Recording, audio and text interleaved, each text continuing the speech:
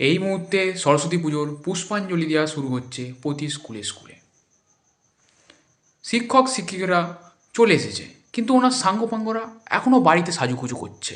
ফুলের বাগানে যেমন ফুল ফুটে বসে রং বেরঙের, স্কুলের মাঠে রং বেরঙের শাড়ি পাঞ্জাবি পরে ঘুরে বেড়াচ্ছে, ফুলের মতো এদিক ওদিক ঘোরাফেরা করছে।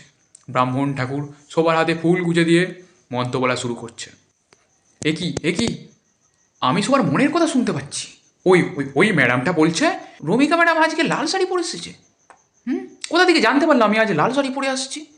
আবার লাল শাড়ি, চোখে হোয়াইট সানগ্লাস, বাস চুল স্ট্রেট, ঠোঁটে গোলাপি লিপস্টিক, হ্যাঁ লালের সাথে গোলাপি, এটা কীরকম?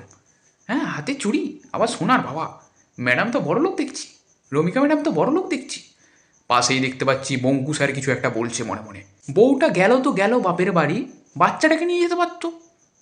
পুরনো বন্ধুদের সাথে একটু গল্প করব, ঘুরতে যাব, কত প্ল্যান করেছিলাম বহুদিন ধরে। বাচ্চাটাকে কাঁধে ঝুলিয়ে দিয়ে চলে গেল। চিন্টু কোথায় গেল?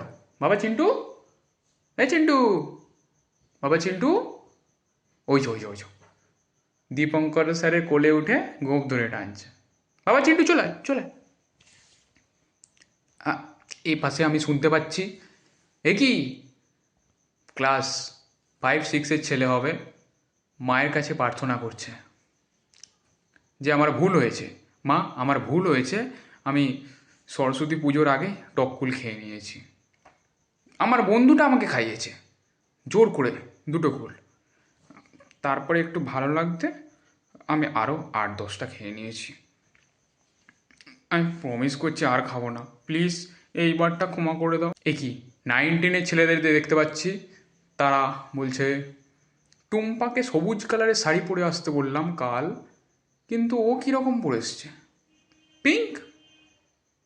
আমি পিঙ্ক পরে এসেছি? আমি পরে এসেছি অরেঞ্জ কালারের পাঞ্জাবি।